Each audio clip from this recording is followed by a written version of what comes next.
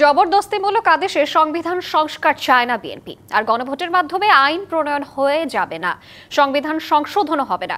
এজন্য দরকার জাতীয় সংসদ, এমনটাই মনে করেন বিএনপি নেতারা। তারা বলছেন, দেশের সব সমস্যার সমাধান একমাত্র নির্বাচিত সরকারের পক্ষেই করা সম্ভব।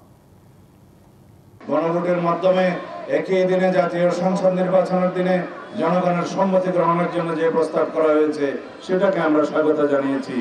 বাংলাদেশে সে জাতীয় সংসদের সার্বভৌমত্ব যাতে ক্ষুণ্ণ না হয় সেই জন্য আমরা কোনো আরোপিত আইন দিয়ে, আদেশ দিয়ে, যে কোনো রকমের জবরদস্তিমূলক প্রস্তাব দিয়ে জাতীয় সংসদের সার্বভৌমত্বকে আমরা হস্তক্ষেপ করাতে দিতে চাই না।